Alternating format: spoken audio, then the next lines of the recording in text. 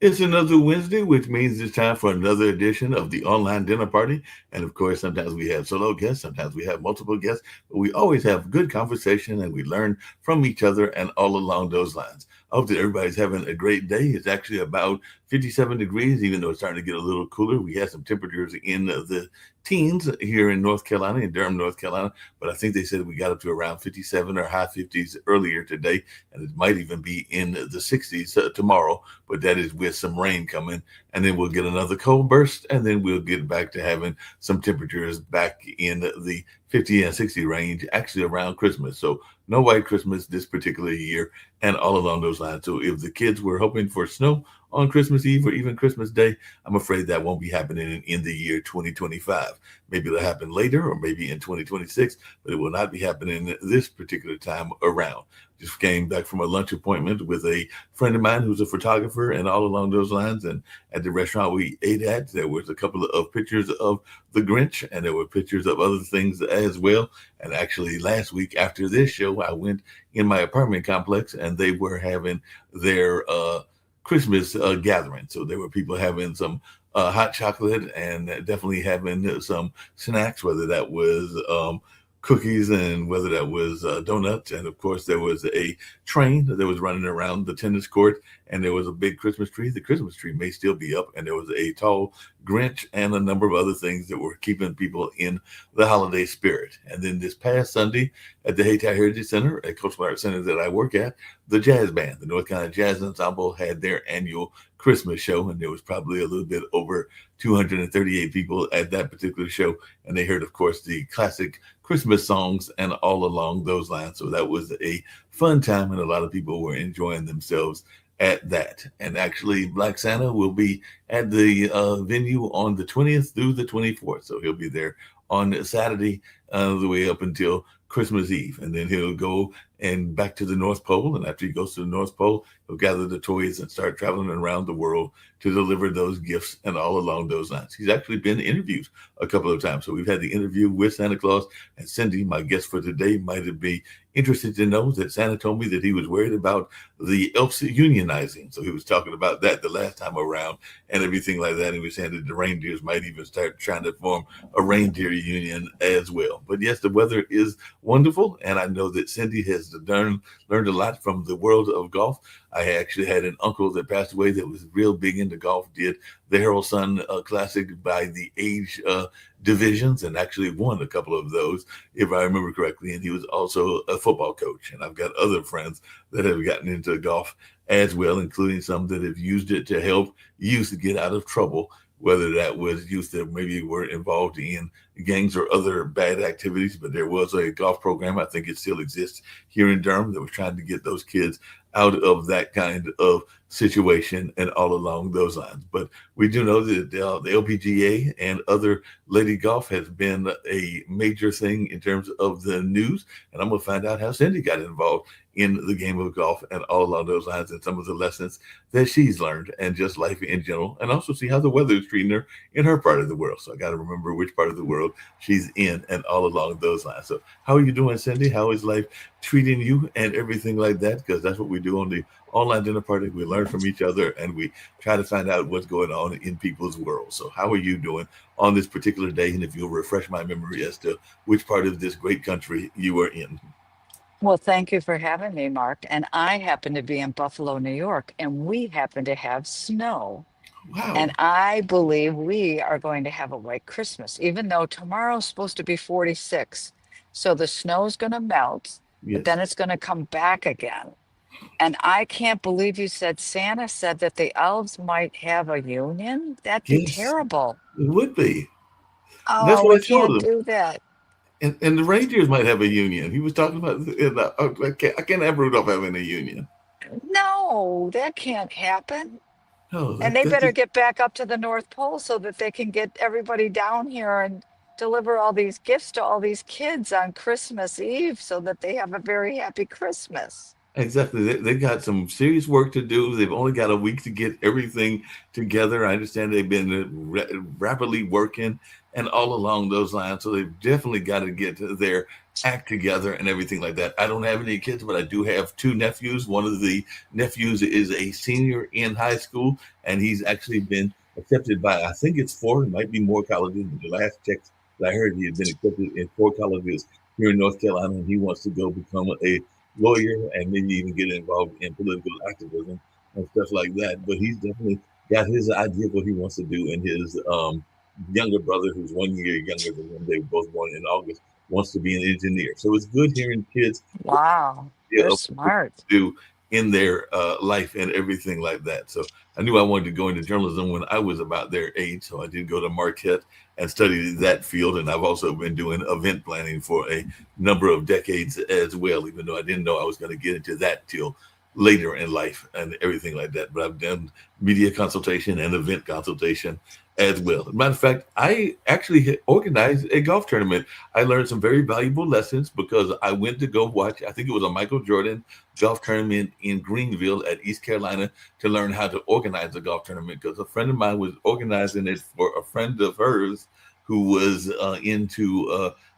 he had like a spinal injury. He suffered that when he was a Duke football player, and he was doing it as a fundraiser for his organization that was dealing with a spinal, I can't remember what the injury was and everything like that, but I know it was a spinal injury, and he was doing that golf tournament for that reason.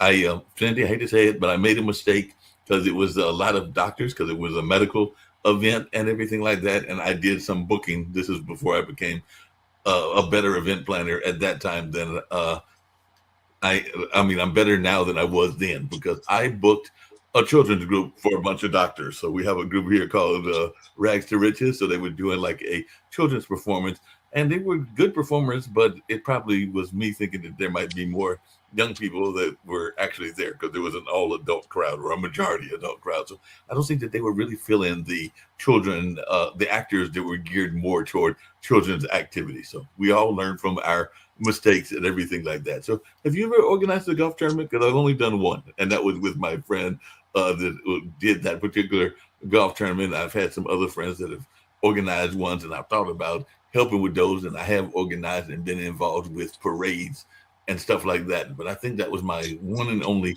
golf tournament. I don't think I've done any tennis tournaments. But have you ever organized a golf tournament, and what was that process like for you? I have lots of charity golf tournaments, and they're fun to do. They're fun. They're a lot of work, a lot of Oh work. yeah. And I think there's so many golf tournaments that I have a nonprofit that I help underprivileged kids Hmm. figure out what they want to do when they grow up. And we just had 150 high school kids. We took them to the Buffalo Bills Stadium, Okay. and we had them all take personality assessments. So I'm certified in behavior and motivation. Hmm. And we had all these kids take these behavior assessments to figure out whether they're high D's, which high D personalities are real driven, competitive people. High I behavior people are real outgoing sales type people. High S's are steady, shy, quiet people. And high C people would be people that are um, compliant people like engineers, accountants, and stuff. And some of these kids from these schools, um, like my daughter-in-law has about 6 kids that are homeless in Hmm. her program. And so we had them come and we broke them up into different tribes, and they had to do breakout sessions. And we had 8 different tribes, and they had to do contests, and we had a team winner. And Jordan Poyer from the Buffalo Bills actually came and spoke to them, told them his story about being an alcoholic and how he got over that and overcame his obstacles, and really taught them how they could overcome all their obstacles. It was a marvelous day. They had so much fun. They were there from like 7:30 in the morning until 1 o'clock in the afternoon. We raised about 35, $40,000 to be able to put this on. Uh-huh. And to me, that was, because I'm a golf pro, Hmm. that was more fun than having a golf tournament because everybody does a golf tournament. Correct. So not that I haven't done golf tournaments. I play in a lot of charity golf tournaments. I have put on charity golf tournaments, but having all these kids come to the Bills Stadium, they were all kind of like, okay, what are you doing? And why are we going here? And they were a little bit whiny. And I said, just shut up and come and let's see what happens. And they were like, oh, wow, this was awesome. And they all got, t-shirts and goodie bags. And I had written this book called Take Another Shot Hmm. at Business, Golf, or Life. And it was kind of like my story. There's 18 chapters, there's 18 holes in golf, and each chapter has a story with a challenge at the end of it of how are you going to pursue your potential. So the kids loved it and it was great.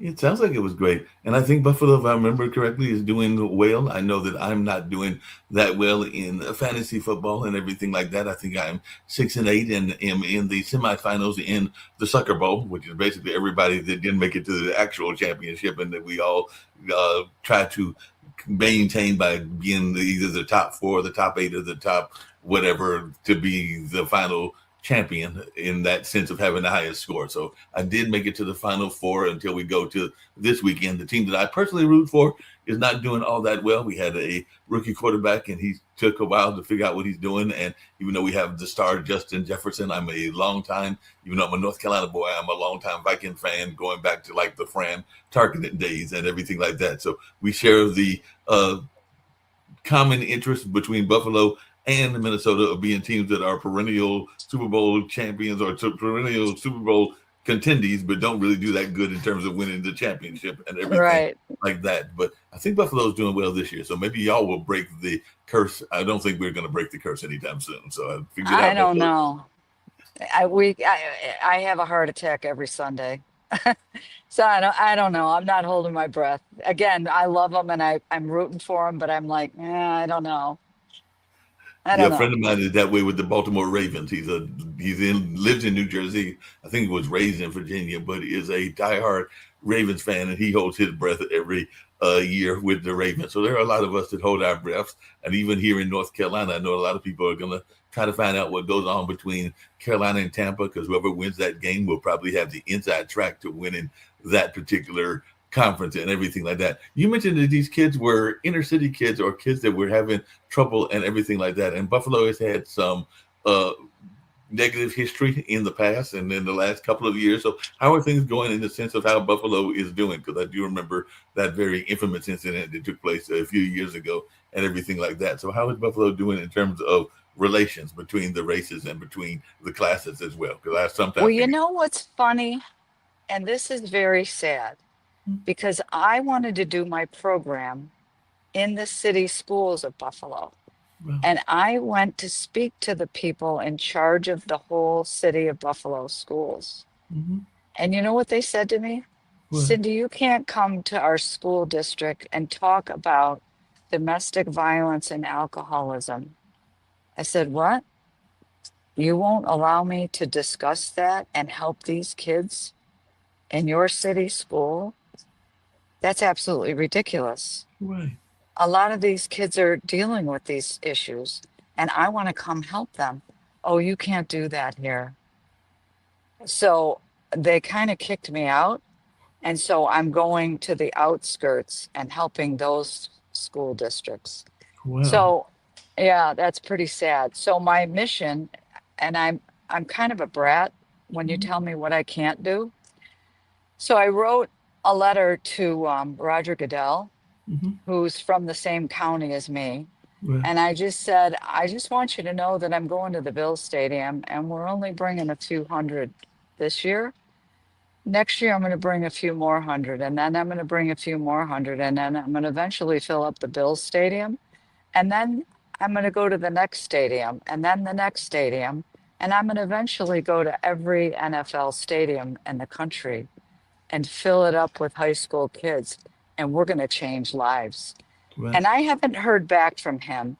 And I want you to know that I actually wrote another letter to President Donald Trump.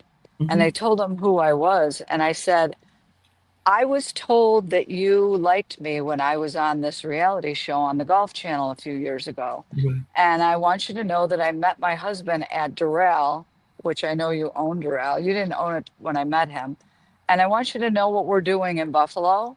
And I sent him a brochure and told him and explained to him what we were doing. And I sent him a copy of my book. Do you know, within 2 weeks, I actually got a letter back from him and he Oh, congratulated me. And he said, "Tell your lovely husband, Alan, I said hello mhm. and keep up the good work." So I'm not going to quit.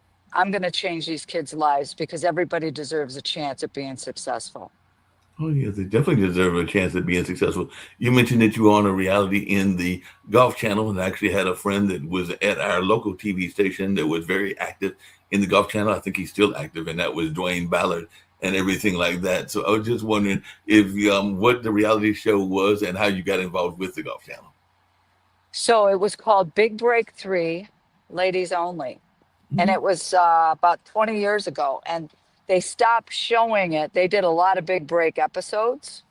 And it stopped for a while, but then now Big Break's coming back and it's going to be airing sometime next year. And it's going to be Big Break Good Good. Mm. So it should be fun. And it's so odd because our daughter now works for the Golf Channel and she's actually going to help produce this Big Break Good Good, which is Well, funny. Yeah, yeah, it's a that's small good. world. Yeah, very small world and everything like that. You mentioned that part of what you're doing is trying to help people that are dealing with various things, whether that's domestic violence or mental health and everything like that. And we just recently had a case of where mental health was a major issue, but unfortunately, not everybody, when they get help, actually maintains the help and everything like that. And we did recently lose Rob Reiner and his wife and everything like that. And they're saying that their son is the one that committed the murder. And I understand that he had been committed some 15 or 18 times or a lot of times, but I guess he wasn't taking the treatment the way that he should have been taking the treatment. So I didn't know if you had any thoughts about that tragic death and everything like that, because I know that he could be outspoken, wasn't necessarily a Trump fan and everything like that, but that doesn't mean that he didn't. It doesn't He should. matter. It's just so sad, you know? It's so sad. And my husband was an alcoholic and my husband tried to commit suicide. And thank God he's in recovery and he's better now and hasn't had a drink in, since 1996. But and my parents were both alcoholics. My father used to beat the snot out of my mother, and I grew up with that. And thank God, that he never killed my mother, right? Mhm. I married an alcoholic. I've lived with it my whole life. Again, it's just mental illness is terrible. I don't care what your politics are, it doesn't matter, right? It's just so sad. It's terrible. Yeah, do you think we're doing enough to address mental health and mental illness? Because even here in Durham, I know that there are people that are homeless, and some of them might be suffering from various mental afflictions and things along those lines. But I just wondered, do you think that we're doing a good enough job of even trying to address people's mental health care? Because, like I said, he's not the first one meeting Nick Reiner, but there have been others that have literally gone into treatment centers and then come back out, and in some cases been worse or not as good as they should have been. So I just wanted your take on how we're doing in terms of treating mental health. Well, I really don't think we are, but and I'm not a mental health professional, so I can't really judge because I'm not a mental health professional, but I don't think we're doing a good enough job. And that's why I would like to start in the schools. Mhm. I know that some of the kids that came to our event were a little reluctant,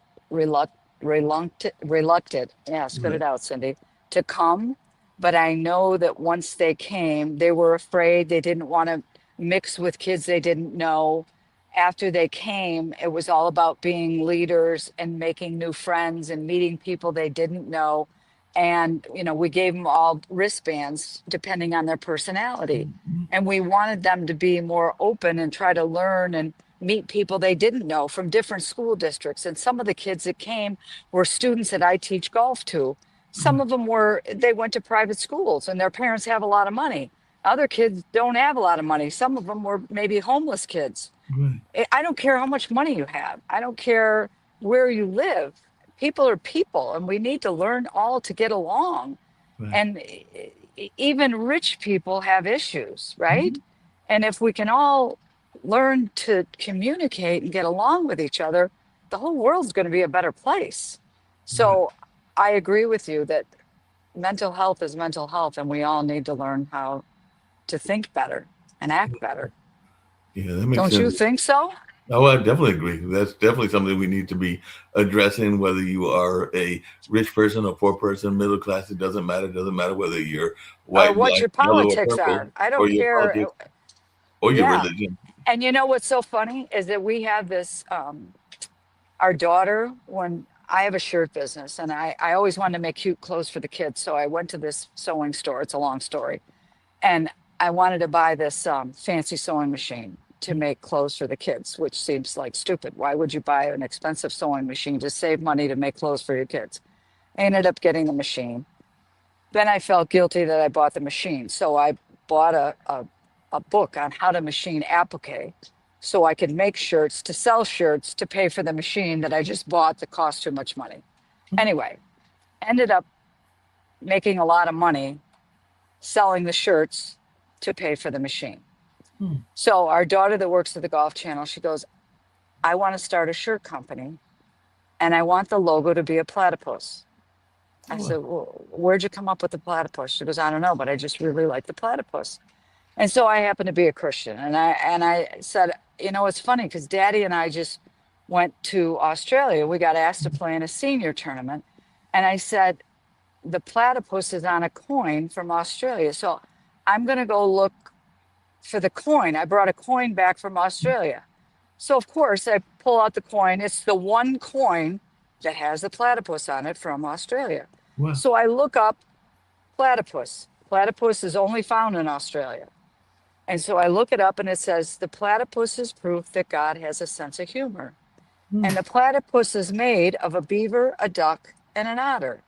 All right. And I thought, now how funny is that? So one of the things with our nonprofit, which the platypus is the logo, I don't care if you're made of a beaver, a duck, an otter. I don't care if you're pink, you're blue, you're purple, you're black, what color you are. I don't care what your religion is. We're going to teach you to pursue your it. Right. Follow? So we have New Era Cap is a cap company that's part of the Major League Baseball, Mhm. the NBA, and the NFL, and they happen to be based in Buffalo. Right. And the owner of New Era Cap, well, Dave Cook was the dad of Chris Cook. Dave Cook was one of my sponsors when I played on tour. Right. I ended up making hats for the Masters with this stupid machine that I bought, and Dave Cook would put the logos on. Hmm. And he finally said to me, you are a pain in my butt. You have to get your own embroidery machine. So I ended up going from this $2,000 sewing machine to having to buy a $38,000 embroidery machine because I made too many hats for the Masters, which is in Augusta, Right. Georgia. Right. So now I go to New Era Cap for my thing that we did at the Bill Stadium. And I asked his son, Chris, because Dave passed away, I said, will you sponsor the caps for New Era Cap? And will you put our platypus on these caps? And so they gave us 400 caps with my little platypus. So again, you're talking about we don't care what color skin you are. We don't care whether you're Muslim or what. And there were a lot of Muslim girls there with their Habib Right. on our day at the Bill stand. I don't care what you are. We're going to help you pursue your potential.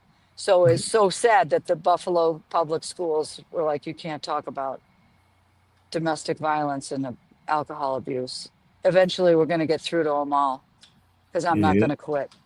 You're gonna have to get through to him because that's definitely some important topics that need to be talked about. We was one of our other shows is one called Interludes Extra here on Pod TV, and it deals with entertainment. And they were talking about the movie. I think it's called F1, but it's about Lewis Hamilton and all along those lines. And I was trying to think if there's been any recent or good movies about golf, and I was just wondering if you knew of any or if there have been any good golf movies because I can think of many people that probably deserve a documentary if they haven't had one like Jack Nicholson and Tiger Woods and a number of other ones, even Arnold Palmer. And I'm not saying that because I like his drink and everything, but I'm a fan of the iced tea lemonade mix and everything like that. But I was just wondering what kind of golf movies that you are aware of, and what is your take on the current way that modern golf is being treated? Because I know there's a whole nother tournament or a whole nother league. I think it's of women and male golfers that's coming out of the Middle East and everything like that. So I just wanted your take on modern golf and maybe even some good golf movies for those that are into golf. Um, there's good golf movies, and I can't think of the names of them right now. The one that just came out, I don't watch a lot of movies. Go ahead. I don't watch. I can't even tell you the name. This is sinful that I can't remember the name of the movie that just came out recently, with all the golfers in it. But you know what I just heard recently is a lot of people are buying simulators to learn how to play golf in their own house. Mm-hmm. And the reason being is because so many people are playing golf since COVID Right. that they can't get on the golf course, so that they're buying simulators to learn how to play golf in their own house, which I think is cool. You know, Yeah. I don't know that I would want to play a lot of golf in my own house in the summer.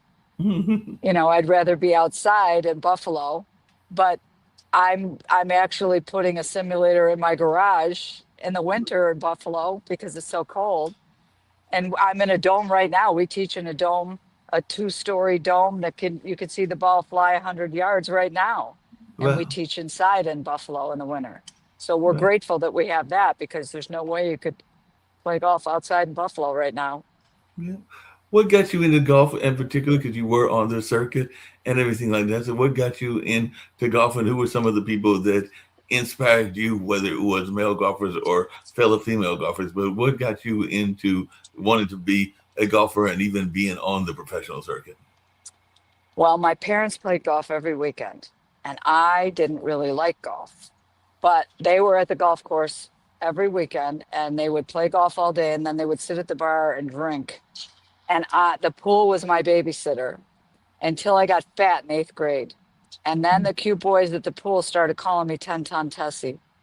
So I wasn't going to go swimming because I didn't want to be called 10-ton Tessie. And my only other option was the golf course. So I started to play golf, even though I didn't really want to. And my dad got me some lessons with the pro, and the pro said, wow, she could be good. And I'm a competitive brat. And so then my mom took me, and her friends took me to an LPGA tournament when I was 17. Mm, And I saw Laura Baugh play in the tournament, and she was only a year older than me. mm, And I was awestruck. She hit the ball so far, and she was so good. I was just like, holy cow, I want to do that. And there was no internet. And I had no idea if there were colleges that had golf teams for women. So I wrote to the Ben Hogan Company and Golf Digest magazine, and I asked them if they knew of any colleges that had women's golf teams. And they actually wrote back a couple months later. And the only schools that I remember on the list were Odessa Junior College in Texas and the University of Miami. mhm. And I didn't really want to go to Texas. I wanted to go to the University of Miami. So I wrote to them, and they said, well, you're really not good enough to be on our golf team, but you're welcome to come down and be a walk on. Right. So I never visited the school. I saw pictures of the palm trees in the pool, thought that was good enough for me being from Buffalo. And my parents didn't even take me to the school. We had a family friend who lived in Coral Gables, Florida, who was a captain for Eastern Airlines, and said, our family will take her back down at the end of the summer. They had a beach house near us, and they dropped me off at my dorm. My father said, you've got 1 year to earn a scholarship or you have to come home because we can't afford this place. Right. And I graduated 4 years later, #1 player on the team. I was an All-American, and we won back-to-back national championships my junior and senior year. Oh, wow. What are some of the lessons you think you learned from playing golf that you still use to this day and everything like that? Because, like I said, my uncle played golf, and I know others that played golf. My dad was into tennis, and even though he's had a stuff going on with his health for a number of years, and back isn't doing that great, but he does still do swimming and all along those lines. But I just wondering, what are some of the lessons you feel that you learned from golf? Resilience for sure. Um, Discipline, without a doubt. Learning to play under pressure. Mhm. um, absolutely commitment, trusting yourself. Um, you have to believe in yourself. Mm-hmm. You have to focus. Mm-hmm. So I played on tour for 3 years, and after 3 years, I lost my card because I wasn't good enough to stay there. Right. So, of the best in the world, I was the worst. Mm. And then Alan and I got married, and we had 3 kids. And then Alan was an alcoholic, and he tried to commit suicide. And then I filed for divorce, and then we didn't get divorced, and he quit drinking. And after all that mess was over, I saw that there was a Legends Tour for former LPGA Tour players. Mm-hmm. And I called them and asked them if I could play. And they said, well, you're not good enough to play. You didn't finish high enough on the LPGA money list. And I said, well, what do I need to do? And they said, well, you have to qualify. So I asked Alan and the kids, I said, do you mind if I start to try to qualify? And they said, no, go ahead. So that's when I applied to be on the show on the Golf Channel because I thought I need to learn how to play under pressure because I know that if I was leading a tournament, I would choke, right? Mm-hmm. I knew I didn't believe in myself enough. And so it took me 4 years of practicing and learning how to trust Cindy and learning how to play because Alan played on the tour. My husband played on tour for 15 years. He played in the Masters 5 times. He was really good. Mm. And so I I had to learn how to trust Cindy and believe in myself. And so it was like redemption for Mm. me. And that's why I wrote the book, Take Another Shot, because I believe we've all been, born for a reason and Right. everybody has skills and talents. Like you said, you know how to run events, you know how to Mm-hmm. produce things. Right. Everybody, I don't know how to do that. You know how to do that. So Right. everybody's got gifts. So I love teaching people to believe in themselves Mm-hmm. because I didn't believe in me. So after I did this, I went back out and I did that show on the Golf Channel, and for 12 weeks, people watched this old lady prove that she could really hit a golf ball with millions of people watching her on TV. So then the first tournament after that on the Legends Tour, I got an exemption. Mm. And I ended up finishing second on the money list on the Legends Tour. Oh well. So, I mean, it was totally God showing me, this is what you need to do to show people that they can truly pursue their potential. And Yeah. that's why I wrote the book. So you got to have a dream. You got to be willing to work for it. You got to have courage. There's so many lessons. Yeah, that makes And sense. anybody that plays golf knows that. Oh yeah. What do you think is some of the myths that people have about golf and everything? I know a lot of people think of golf as a high end kind of like only for the affluent, even though I know that there are a lot of non affluent people that are playing golf as well. And they're thinking about like the country club kind of golf and all along those lines. And of course, a lot of people think of golf as a business tool because they know that businessmen will often make deals on the golf course, just like they'll make deals on the tennis courts as well. But I'm just wondering, what do you think are some of the myths, or maybe those aren't myths, because I do know that there are business deals, Well, whether it's there's golf is definitely used as a business tool. And you can tell the personality, you can tell if you want to do business with someone on the golf course. You can tell if they lie, if they cheat, if they're humble, if they're if they're greedy, if they're a nice person. You can tell so much about somebody by playing around a golf with them.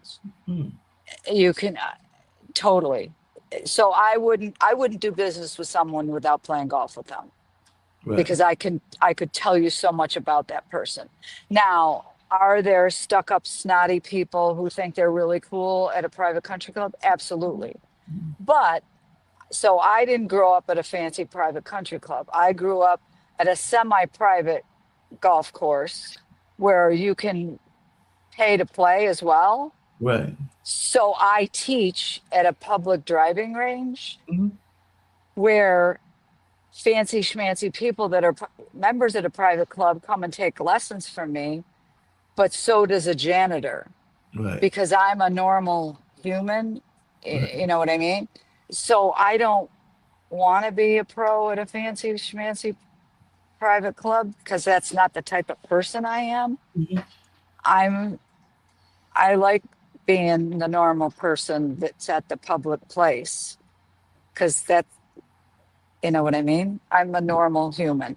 So I teach at a public facility where anybody can come to. So, and I play at a semi-private public golf course. So you could say that. Now, I teach kids that are rich and kids that are don't have any money, and I give Mhm. them free clubs. So, I mean, it just depends on who you are and where you came from. And I think that's one of the things that people think about when they think about golf is some people are thinking, and I know other programs like yours, that it's too expensive because golf clubs and the fees of the for the getting on the golf course can sometimes add up and everything like that. So I'm just wondering how easy is it for somebody to get into golf if they don't have the right equipment, and how easy is it to find programs like yours that might be donating clubs or making clubs available, even if they're not the top of the line equipment and everything like You that. don't, you can have used golf clubs. You can, like people will email me and say, I don't have clubs. I have clubs you can use. You don't need clubs. I have clubs you can use for free. I do clinics that are $30 for an hour lesson. Right. I do I do LPGA Girls Golf Club, which are girls or boys. There's the first tee that's very inexpensive. Mhm. And we donate clubs to that. It's free. There's a big box over there for free clubs. And so there's so many ways that you could learn to play golf that don't cost a lot of money. And if Uh-huh. you're interested, email me, Cindy at cindymillergolf.com, CINDY. Cindy at cindymillergolf.com, and they can Yeah. find ways that they can do it and everything like that. I know some people, you mentioned it with even the simulators, but there are some people that will practice in their home and everything like that. So, what do you think is the most difficult part of golf? Because I know some people that are terrified by the short putt to get the hole in The the, ball in the hole. the ball in So the hole. here's, you know what? The best way to practice that is get a yardstick. I Hmm. prefer a metal yardstick. So at Lowe's, they were $3. Right. A metal yardstick at Lowe's. And on the one end of the metal yardstick, there's a hole. Hmm. So where it hangs in the store, Right. put a golf ball on the hole. Hmm. And so the ball is sitting on top of the yardstick, and put the ball on the yardstick and keep the ball on the yardstick. So Oh, put right. the ball on top of the yardstick and put the ball down the yardstick. If you can keep the ball on the yardstick, you're going to make every 3 footer. And you can practice that all winter in your house. Yeah, that sounds like Easy a good. peasy. And speaking of good tips and everything, I know a lot of people are also terrified about getting the ball onto the fairway and everything because they are thinking, because depending on who designed the golf course and everything, sometimes the fairway is a long distance away, and you've got some people that are long drivers, some people that are not the best long drivers, and everything like that. So, what tips do you have for folks to get the ball to the fairway, depending on where who has constructed the golf course? Because I know different golf courses are harder than others. So a lot of people think that they have to kill the ball. Right. And so they try to swing too hard and kill the ball. And really, I ask them what they shoot. And they typically say, I don't break 100. Hmm. So I say to them, okay, let's pretend you want to shoot 90, Hmm. which is way less than 100. Right. Now there's par threes and par fours and par fives. Right. So if I hit every green in regulation, which means I get 2 putts on every hole. Hmm. So if I hit a par three and one, I get 2 putts, I make par. If I hit a par four and 2 shots, which I'm supposed to because I'm the pro, and I get 2 putts, I make four. Par five, I get it on the green and three, and I get 2 putts, I make five. Right. So now I'm not going to let you hit any green in regulation. Mm. Well, what do you mean? You can't hit it far enough. We're going to pretend you're not allowed to hit the green in regulation. Right. Okay. So every par three you have to be on in two, and you're going to two putt. Every par four you can't be on in two, you're going to be on in three, and you're going to two putt. Every par five you're going to be on in four, not three, and you're going to two putt. You just shot 90 because you shot one over par on every hole, which is 18 extra shots. 72 plus 18 is 90. Right. Oh, okay. So now what I'm going to tell you is you can't hit driver off the tee. What do you mean? Well, if you took a 5 or 6 or 3, 4 or 5 hybrid, we'll say, off the tee box and you didn't swing as hard, you would probably hit it straighter. Oh, so now we're not going to try to kill it. Now we're going to hit it straighter because now you're going to take an extra shot to get to the green. Mm. Well, the He-Man gorilla guy is going to go, well, I don't want to do that. Okay. Well, I just told you how you can hit the fairway. You're not going to be happy with me because you want to kill the ball. You Right. follow? So I could say, all right, so then let's work on your swing so you can hit it straighter because I can do that with you. Mm. But you can't try to kill the ball. If you try to kill the ball, the face isn't going to be straight. If the face isn't straight, the ball's not going to go straight. So I'm going to show you how to swing less hard so it goes straighter. If it goes straighter, now you can hit the green in 2 or 3 shots. Now you're going to score lower. So basically, most people don't care what they score. They just want to hit it far. Right. That makes sense. And I know the other time that people get a little bit flustered is when they get in the traps and everything like that. So what advice do you give for people, whether they are in the tree line or whether they are in the sand traps and everything like that? Because what I've observed, and I do not play golf, like I said, I've got relatives that play and everything like that. I probably need to get into that game, like I need to get into some other games as well. But I do notice that sometimes when people get into the traps, they do that same thing. They try too hard to like swing out of the trap and everything. And there's probably a method to getting off the trap, whether it's a sand trap or whether it's a tree line and everything like that. But I'm just wondering, what advice do you give? Because I'm thinking some people are trying to get out of that disaster by hacking at the ball versus trying to not hack. So let's pretend we're in the trees. Mm-hmm. And it depends how far in the trees you are. Right. And if you have a free shot. So if there's a big gap in the trees and you've got space to get through it and there's no real low limbs, Mm-hmm. then I might take a bigger risk and Right. take a longer club to get through it. Okay.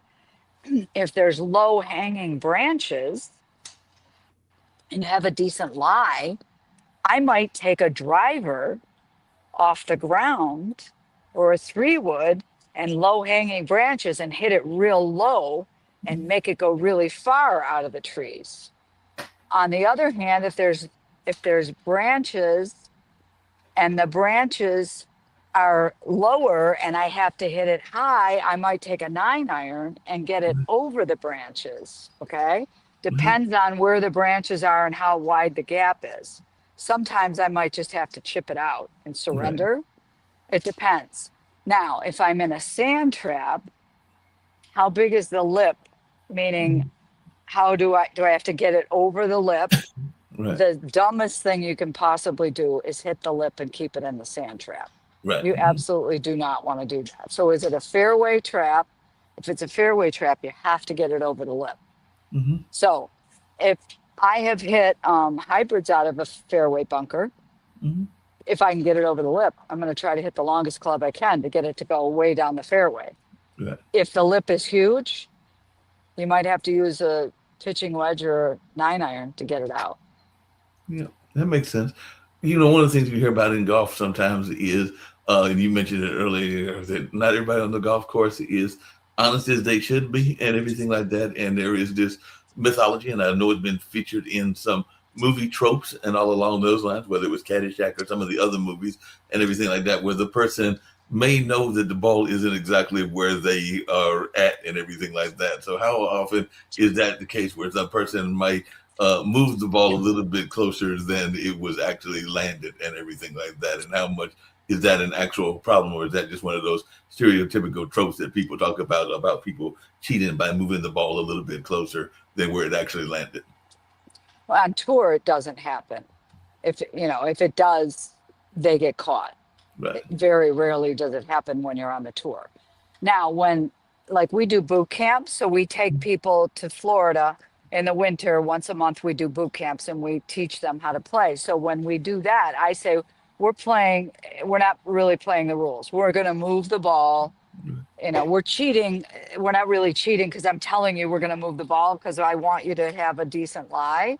Right. So we're moving the ball and giving you a good lie on purpose because I want you to be able to practice this swing that we're working on, right? Mm-hmm. So there, I don't care. On tour, when we have bad weather, Mm-hmm. they would say we're playing lift, clean, and place. Okay. So you would mark the ball with a T. So you would mark it, and then you lift it, and then you clean it, and then you can place it no closer to the hole, so you can't go forward. And when we do that, we always do it a club length. Right. Now, it's funny because at clubs, let's say we're at one of those fancy private clubs, a lot of times the women will say you can do it a scorecard length, which is, 12 and a half inches. Right. And so then, Mabel will say, oh, well, she moved it 13 inches.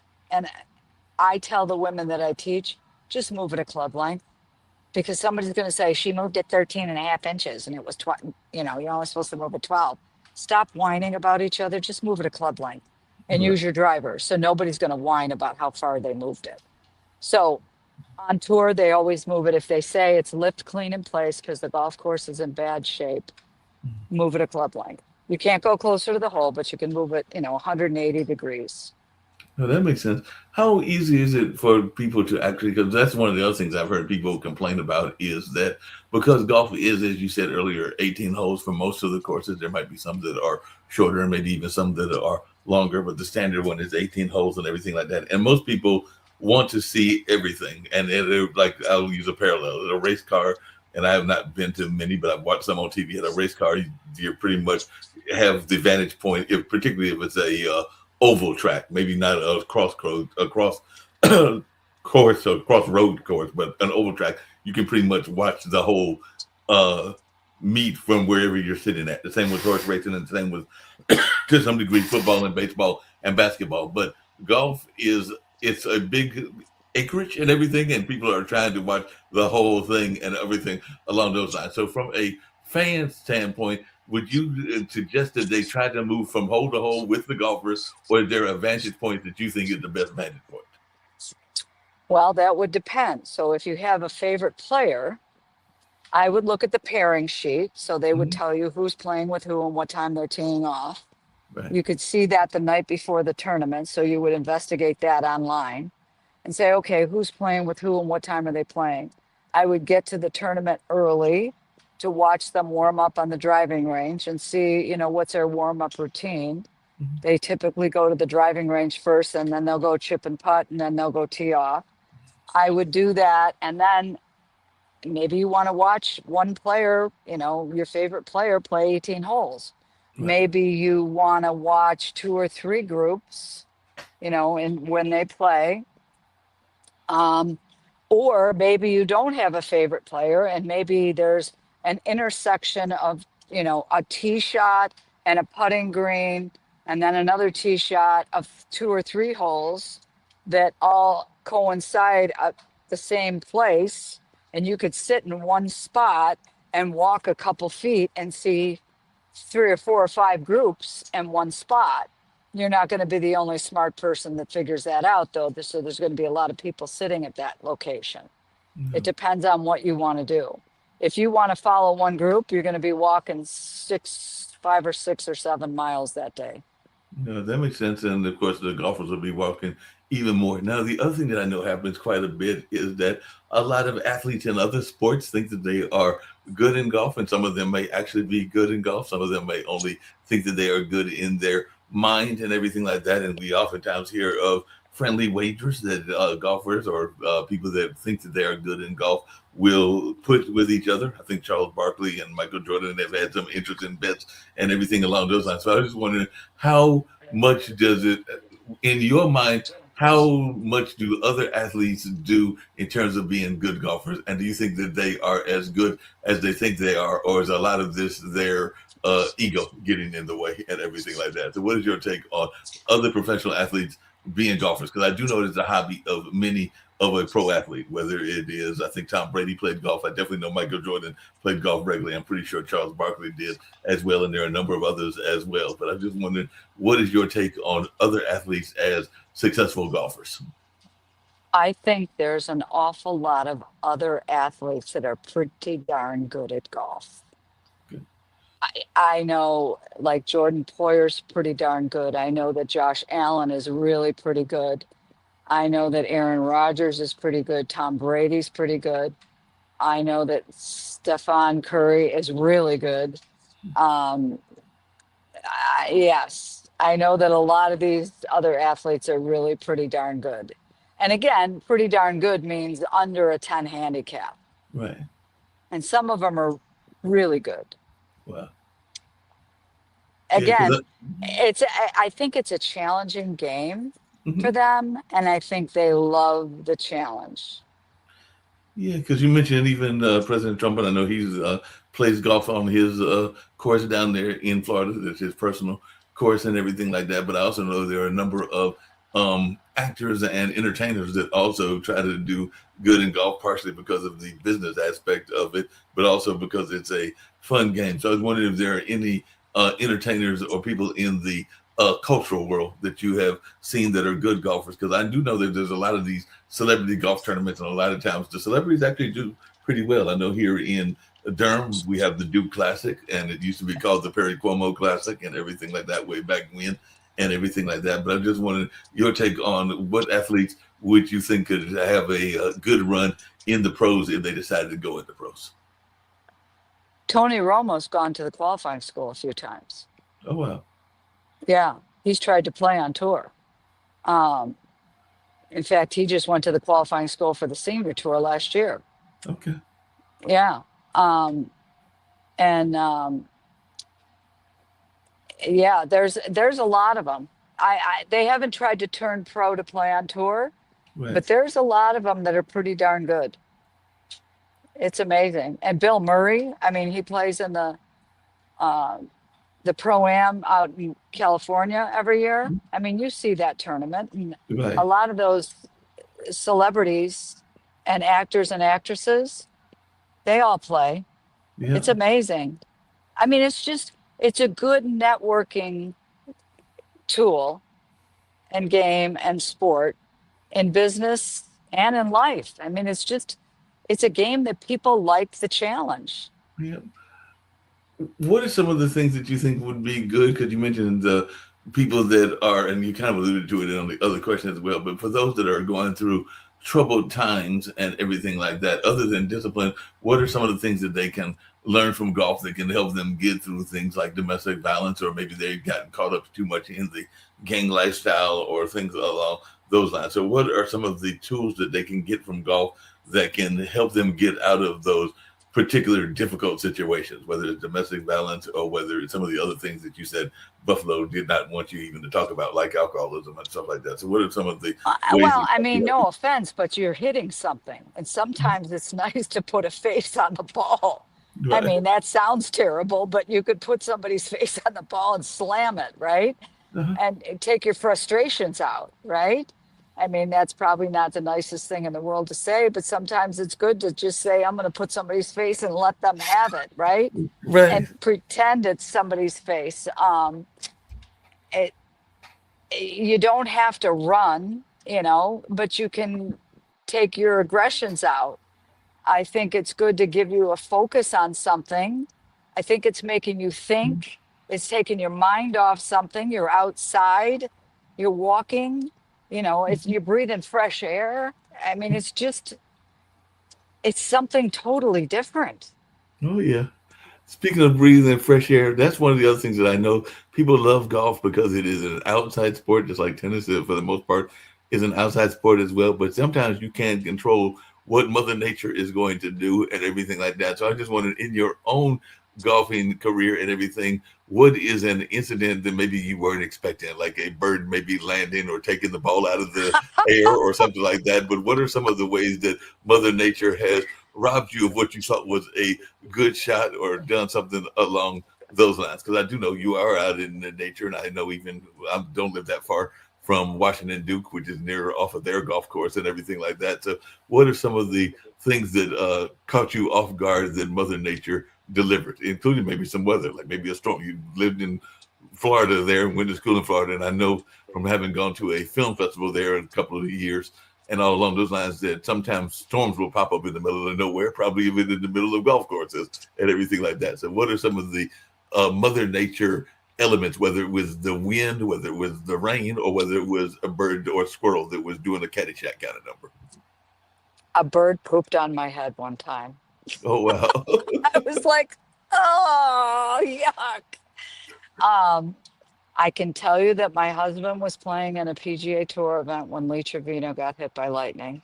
Oh wow! And that, yeah, that was terrible. I was not there, but Uh-huh. that's pretty bad. I mean, he lived and everything was okay, but that Uh-huh. was pretty scary. Pretty scary. Um, I have played, and you know what's funny? I think I'm a bit sick. I'm better in terrible weather. Mm, I'm better when it's blowing and raining sideways. wow! I'm just, yeah, bring it on, baby. I can take it. Bring on the bad weather and everything like that. Cindy will Yeah, take it on. yeah. It Who are some must of the be people? Buffalo. Must be the Buffalo in you. Who are some of the people that have inspired you? Because, like I said, I do recognize some of the names. Of course, everybody knows Jack Nicklaus, Tiger Woods, and definitely Lee Trevino, and even some of the other ones as well, including it's an Indian gentleman that was something Singh, VJ, VJ, VJ. VJ Yeah. Singh, and So everything. But Alan, my hubby played with all those guys. And again, they were awesome. And he could tell you major stories about all of them. But Joanne Carner mhm, and Kathy Whitworth were so, so good to me. And Joanne Carner is still alive. Um, when had qualified for the tour, I again, I grew up in Buffalo and I thought, okay, what am I going to do? Where am I going to practice? So, Rich Products Corporation is from Buffalo. And so there was a Rich non-dairy creamer, and the Bill Stadium used to be Rich Stadium. And right, so I I remember that. wrote a letter to Mr. Rich and I said, I met you at Doral because he used to take lessons from Eddie Bush at Doral, and I used to take lessons from Eddie Bush at Doral.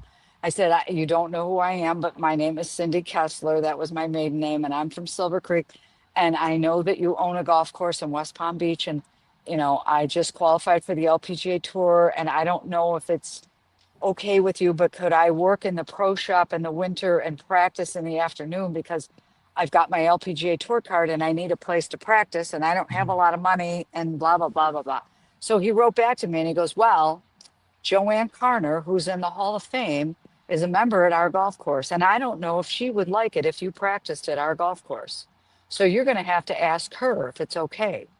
And I thought, she's in the Hall of Fame.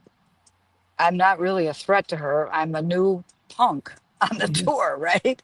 So just so happens the next week we were playing in a tournament in Wheeling, West Virginia in the mountains, and it was pouring rain. And there was a rain delay and we all had to go in a cabin. Not all of us, Mhm. but Right. so I was stuck in a cabin with Joanne Carner. So I thought, well, here's your opportunity. So I went up to her and I said, I don't know if you remember me, but I used to, go to the University of Miami and you used to come down and see Eddie Bush at Doral. And I'm from Buffalo. And I asked Mr. Rich if it was okay if I practiced at Palm Beach National in the winter. And he said I had to ask you because you're a member of Palm Beach National. I'm not exactly a threat to you. I'm a brand new player. Do you mind if I practice at Palm Beach National? She goes, no, not at all. I go, thank you. So I reached back out to him. And so he said, okay, it's fine. So I worked in the pro shop. When I got there, I I said to her, I don't have a place to live. She goes, we got our Airstream trailer because she had a trailer that they Mhm. traveled with on the tour. She had a fancy condo on the beach. She goes, why don't you stay in the Airstream trailer in the trailer park, and we'll live in the condo on the beach. So I did. So she had cockroaches about that big Mhm. in the Airstream trailer. I stayed in the trailer. She stayed in the condo on the beach. And I worked in the pro shop in the morning. And every afternoon, I would go out on the golf course and she would take me under her wing, beat me like a drum, but taught me all kinds of stuff. And she was such a blessing to me, such a blessing. And Kathy Whitworth, same way. Sounds like it and everything. What is your take on the international golf courses and the international competitions? I know that we haven't done that well in the Ryder Cup, which is the one that we do with England, if I remember correctly, and all along those lines. But I just wanted your take on those. And I think that The golf was an Solheim Olympic Cup is sport. the, yeah, the Solheim Cup is the women's one. And we do pretty good there. And the Ryder Cup, I mean, I think the way the Americans treated the Europeans was terrible this year. It was absolutely disgusting. I cannot believe how they acted in New York City. It was just disgusting. But I think it's good for the game. I think it's great for the game. But the way we treated them, the U.S. fans should be slapped. It was terrible. It was And terrible. was golf an Olympic sport this year, or I think it was recently an Olympic Yeah, sport? it's in the last few years. Okay. It's okay. I think it's kind of weird. I think it should be amateurs, but they never asked my opinion, so they could care less about me. Well, I'm asking your opinion, so we know that you would rather it be amateurs. And what is your take on that new golf division that is coming up now? I forgot the name of it, but I know that it's based out of the Middle East and everything like that. But it's the I just think it's silly. Live golf. yeah. I think it's sad. I think it's I don't really agree with it. I think it's silly. I think the guys went there for the money. Uh-huh. I just I think it's I think it's sad. I'm not sure why they're doing it. It's Right. just it's just it doesn't sit right here with me. Yeah, that makes sense and everything. Just really quickly, what do you think about? Are we getting enough sponsors? Because I remember back in the day, you used to see a lot of sponsors, both on the tennis circuit as well as on the golf circuit. And I don't know that I'm seeing as much of the sponsors as there used to be. So, are we seeing enough sponsorship from corporations in either the LPGA or the PGA, or is it a lesser amount of sponsorship? And maybe I'm because, like I said, I don't watch it as much as you do. So maybe there is as much sponsorship as there used to be. But I know that some of the things that were sponsoring it are not necessarily seen as popular items, whether that's like cigarettes and alcohol and stuff like that. But I was just wondering, do you think that we're seeing enough corporate sponsorship of the golf circuits? There's a lot of sponsors and they're playing for a lot of money. Okay. A lot of money. Yeah. Both tours are playing for a lot of money.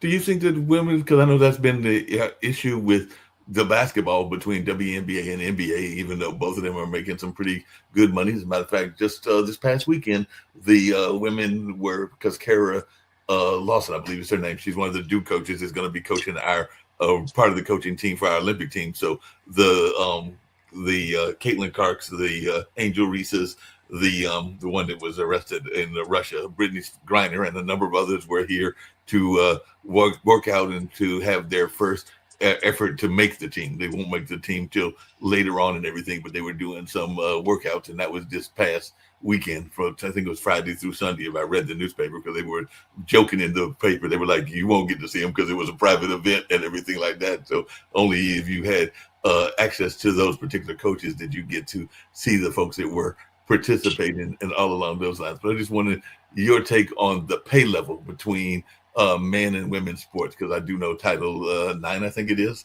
or has been a popular conversation even on the school level. So I just wanted your take on: are we seeing fairness in the pay levels? It's never going to be the same. It's Is it fair?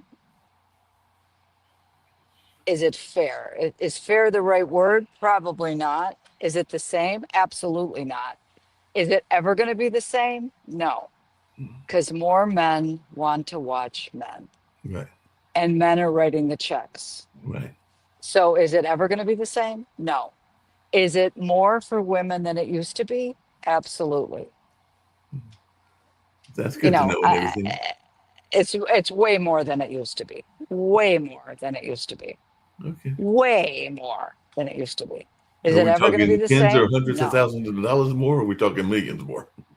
It's millions more than Oh it well, used to be. uh, that is a lot Totally. more and everything. Does golf have its version of NIL? Because I know I mentioned the Yes. interlude Yes, show, it but does. And I sure wish it did when I was playing. Yes. So Kai Trump is getting 2 million in NIL to go to Miami. And she may not even be on the top 5 of the golf team. 2 million. Kai Trump is in one of that's Donald's granddaughter, right? Granddaughter. Right. Yes. Well, 2 million. Not bad. that's not bad at all, and that's just off of an No. NIL deal. So imagine what you had been doing if you had been doing that Well, back I when wasn't you were good enough to be there. I was a walk-on, so I wouldn't have gotten an NIL. But you know what I mean? It's a big deal. And that's golf. That's right. golf, not football. Not football, not I basketball, mean, not any. to be honest with you, I don't think NIL is a good idea. I think it's bad. Okay. It's personal opinion, but No, that's fair enough. Why do you think that it's a bad thing, the NIL? Because, like I said, I know that one of the guys that has a show here, he is involved with NIL, but that's just his business model. I'm not saying that he's right or wrong, but why are you thinking it's not a good well, thing? in the game of golf, so you are, there's a thing called amateur status Hmm. in golf. And so, like, you're not supposed to be able to teach a golf lesson and get paid, Right. or you're considered a professional.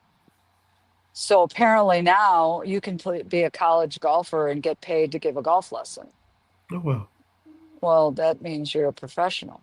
Right. Well, no. Well, so now it's like, are we changing all the rules? So why did I go to join the LPGA and learn how to, I had to go to school. I had to start at a class B and take so many tests and spend thousands of dollars, when a kid that goes to college can just go stand over there and give a golf lesson and get paid.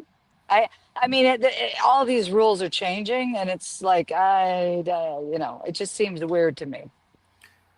And speaking of things weird and everything, and we get ready to wrap up shortly and all along those lines, but how much is there the switching of teams and everything like that? I went to Marquette, I mentioned that earlier, and one of the things, and we're not having the best year. I think we're 5-6, going to play Georgetown and hopefully can balance out and become a 500 team and maybe start working on a winning season and everything like that. But I do know that one of the things that Shaka Smart does not like is he doesn't like getting transfers. That's part of what he's known for and everything like that. But there are a lot of other schools that could care less. And even I'm imagining in golf, there are people that are going from school to school to school and all along those lines. So I just wondering, how much is that a major issue in golf from what you have observed, where somebody might be playing one year at the University of Buffalo and the next year deciding to play at the NYU or something like that? So how big is this a issue in golf? That I don't know, but I know that my husband cannot stand the fact that um, there was a quarterback that went from Georgia to Miami, Right. and he hopes Miami loses against Texas A&M. Again, so I think it's ridiculous. These kids are in college. Go get a degree. Be grateful that you're going to go get your college education paid for you, and stop. You know, you shouldn't be a multimillionaire when you go to college. You should go get a degree. It just seems wrong to me. No, that makes sense. I know one of the things that both founders of the network complain about, meaning Pod TV, is this notion that people don't have a understanding of a business sense, no matter what they are studying. Like I said, Nick is one of the founders, and he's a pension attorney. Kim is an engineer by trade and everything like that. But they would like people to learn more about fiscal literacy and all along those lines. So I know that you were a on the tour, and you've definitely been part of different things, including that Golf Channel show and everything like that. But at what point in your life did you learn the business aspect of what you needed to know?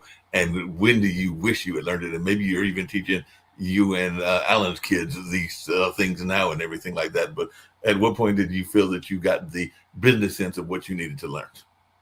Well, when you play on the tour, so Mhm. once you graduate from college and you want to go play on the tour, no one pays your expenses. Right. So once I graduated from Miami and I wanted to play on the, I, I played amateur golf that summer, and Mhm. then I won the New York State Amateur, and then I turned pro.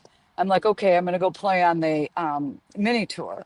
So I had to raise the money, save money to go pay entry fees and budget your travel immediately. I'm like, oh, this is going to cost money every week. Where am I going to pay for this? You better go make money in the tournament to pay for the expenses that you just had to pay for the next week. I mean, immediately there's a budget, right? Mhm. And you got to go look in the mirror. Oh, I'm the one that has to pay for that. No one's paying. My father had died the year before in my junior year of college. I have to pay for that. So it's So up to you, sweetie pie. so golfers don't necessarily have the same thing that other entertainers and athletes have in the sense of having like agents and other people that are sometimes controlling the money and then sometimes taking advantage of the money as well. So Oh, that's absolutely not. Not at least not when I played. right. Now, if you've got NIL and you're getting $3 million, yeah, then they're spoiled brats. Not when I played. I had to learn it immediately. So you So had to do, again, it's a totally different scenario. yeah, that's a totally different scenario because right now you got people that are uh, getting burned, and of course you got people that as soon as they get that instant money, they want to spend it on everything, and of course everybody's got their hand in their pockets and everything like that. And I'm sure that was even the case back then, where people before you met your husband were trying to get you to buy the newest car or the newest house or whatever that Oh, were family. absolutely. And then the money's not going to last, and they're taking advantage of this kid who doesn't even have a degree, and it's just terrible. You can't that. It's just dirty, you know. Yes, that's too dirty, and that's a shame when they do that and everything. And I know there have been some people, including some famous basketball players, that have been burned by that. I know that Fran Drescher, who is not Fran Drescher, the actor, but it's another Fran that was a NBA, WNBA player. I'm trying to think of her last name, even though I've had her on the show and everything like that. But she was working on some programs to get kids, kind of like what you're doing with golf, but to learn it through basketball, and I think she's in Texas, if I remember correctly, and everything like that. So there are people. And she also has an energy drink and everything like that. So what are some of the other business ventures that you created out of your golfing? Because like I said, I know she did energy drinks. I know some other people that have done sodas and their own brands. So were there any branding things that you or your husband created outside of the golf world? So just the Okay. shirt business, selling the shirts Yeah, the shirts and, is that. online courses and stuff. Oh yeah. And online courses on leadership and online courses on golf and a number of other things as well that you Hmm. are offering and everything. One of And the the things that I book, just Take Another Shot. yeah, the book definitely take another shot and all along those lines. What do you think is the most valuable lesson that people can learn from reading that book? Take another shot, other than to be persistent, because that's what the book is saying. Just like telling people to do is not to give up and everything like that. So, what is one of the most valuable lessons that people can learn from your book? That it's never too late to Oh, take well, another shot. It's never, ever too late to take another shot at business, at golf, or at your life. yeah. If you're like, oh, I wish I would have done that, well, it's time to do it. I don't care how old you are. I don't care if you're 85, you Mm. know, No, I agree it's with never you. too late. No, I agree with you. My dad became, he is 80. Let's see, I'm 63. He's 22 years older than me. So he's 85 now, but he became a successful artist about 20, 25 years ago and everything like that. But that was his third or fourth career. Same with mom. Mom is now retired, but she ran a major philanthropic organization. She had the Golden Leaf Foundation. She was their first president, which was the money from the cigarette settlement to get people out of the cigarette industry and everything like that. And so definitely, and I've got dad's other half because mom and dad are divorced and everything like that, and have been divorced for many decades. But his other half, she's a dancer and doing dancing well into her 80s because I think she's in her late 70s or early 80s. So I agree that you don't have to think that you have to give up because you have reached a certain age and everything like that. But some people are too afraid of that because one of the things we talk about on this network quite often, in particular this show, and I'd love to hear your thoughts as to how you got by it. Because one thing I've been really impressed during our conversation is you are self-confident, and that is a very good thing. But a lot of people are afraid of what is called the imposter syndrome or that little inner critic and everything like that. So I was just wondering, at what point did you conquer that inner critic, and what advice do you give for people to get past that inner critic or that imposter syndrome? Because I know in work and in job opportunities and even in relationships, because I've been single forever, I have talked myself out of it or had that whole conversation. And by the time I decided to go after the person or go after the career opportunity, the opportunity had left or the lady had left and everything like that. So I just wondering, what advice would you give to people that are dealing with that imposter syndrome? So I start the book out talking about the committee of they. And the committee of they are those people that say, you're not good enough, you're not, you're too fat, you're not smart enough, you can't do this. And you can't listen to them. And sometimes that voice comes from right in here, Right. right? Mm-hmm. And I think most of my life,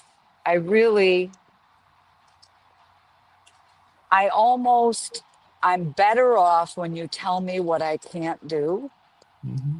And most of the people that have talked to me about the book said that chapter 7 was the best chapter they read. And that was when I talk about pursuing rather than protecting. No.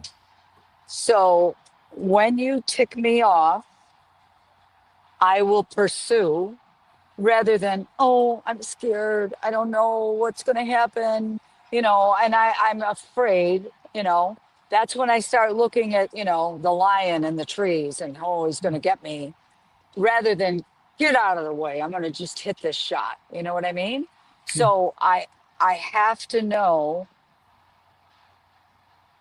what makes me get to that mindset of I'm pursuing this. Mm-hmm. And you almost have to tell me, you can't do this. You're not good enough to do this. Mm-hmm. And when you do that to me, you better look out, because now I'm going to kick your butt. That's So right. you need to know how you think. So in this course that I'm creating, I'm creating a course and a playbook for unlocking your potential. That's what I'm doing. And it's gonna launch probably the beginning of February. So anybody that's interested, go to email me, Cindy@cindymillergolf.com if you're interested, and say, okay, what's this course going to be? And I'll send you a survey to see if you're fit for the course. You need to know how you think. So I'm going to have everybody fill out, an assessment. Mm-hmm. Because some of us, are very detail oriented, like that DISC assessment. Right. So I'm a brat. So you have to tick me off, and then I'm going to punch you back. Okay. But my husband, Alan, is very shy and quiet. So if you did that to him, he'd run away. Right. Okay. So he has to read directions and say, well, wait a minute, I'm not sure this is for me. Right. Mm-hmm. So depending on your personality, that's how you would defeat that demon. Okay. Yeah. So you can't deal with everybody the same way. For me, if you tick me off, I'm fighting you. Yeah. And so for you, you ask a lot of questions. You probably got a lot of C in you. Mm-hmm. And so if you email me, I'll give you the assessment for free. Okay. Because you've been very nice to me and let me do this show with you. Yeah. So I'll send you the assessment, and then you have to say, okay, I've probably asked way too many questions, and I have some C in me too. So we call my C Cynthia. Mm-hmm. Cynthia's my evil twin. She goes, oh wait, okay. Oh, I'm not sure. And she's scared. Mm-hmm. She's the protector. Mm-hmm. Punch butt cheeks. Oh. That's not good. And Alan will say that. He can see Cynthia come out on the golf course. Wow. Tell Cynthia to go home. We want Cindy to play in this tournament. Where's Cindy? Tell Cindy to come back. Cynthia Wow. needs to go home. So again, you need to know who's talking up here. Yep. But see, I've screwed up so many times that I know me really well. Mm-hmm. And sometimes I don't make the decision. Sometimes I have to go, you know what? I'm not sure what I want to do yet. What do I want to do? And then I go, okay, Lord, what do you want me to do? Because I'm a Christian. And I go, am I walking down the wrong path right now? If I am, slam the doors in my face. Right. Because I'm going to try to walk through a shut door. Mm-hmm. So just slam the door, because I don't want to walk through a shut door. Right. Or open the door I'm supposed to go through. Like the kid thing I did at the Bill Stadium. Mm-hmm. Oh my gosh, those doors just opened right up. I raised that money so fast it wasn't funny. I go, okay, okay, okay. I get it. I get it. And these kids were like, this was so much fun. I'm like, yeah, this was great. So now I know I'm supposed to do this. I'm supposed to help these kids. They had a ball.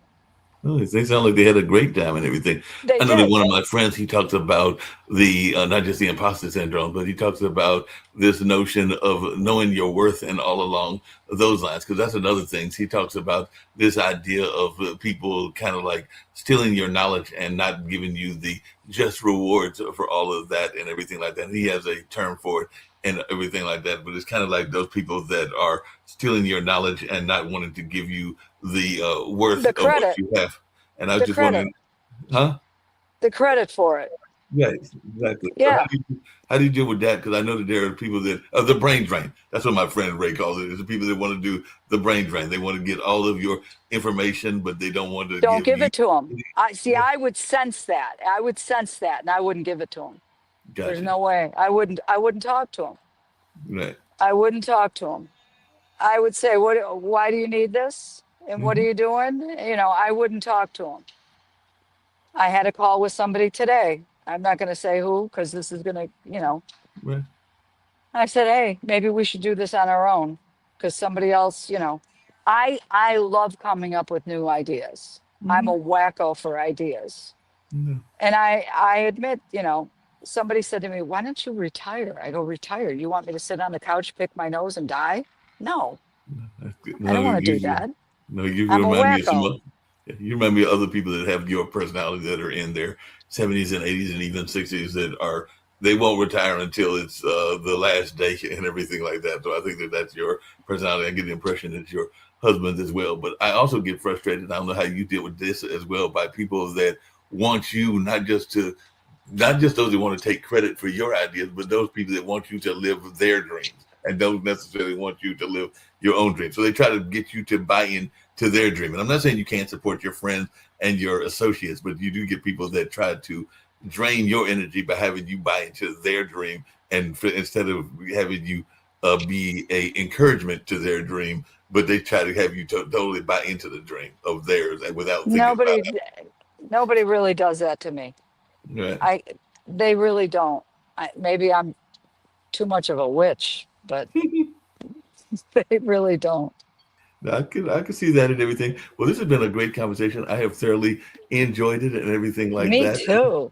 And I Thank definitely you. hope you'll come back on some other shows. I was trying to give to the 75-minute mark, and we went a little bit over and everything like that. So I do appreciate your going a little bit more. One thing that I get everybody to do when they come on these shows is to give their ways that they can be reached. And you've done that a couple of times and everything. But Pod TV is an international network. We have some show hosts that are in Bangladesh. We have some people that are in Australia and other parts of the world, and people that are watching from around the world as well. So, and I am one of those people that believes in positive and encouragement, and I don't care what your race or anything else is, and or the religion. So I get all my guests, no matter whether it's one guest or some of the shows that I've got 5 or 6 guests to give a message of positivity. So if you will share your message of positivity to our global audience, I would greatly appreciate that, and also tell folks how you can be reached.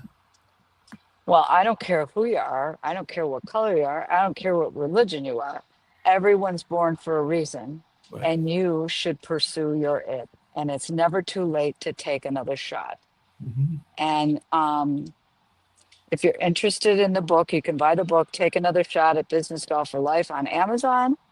Mm-hmm. Or if you're interested in the course that's coming out, you can reach me at Cindy at cindymillergolf.com.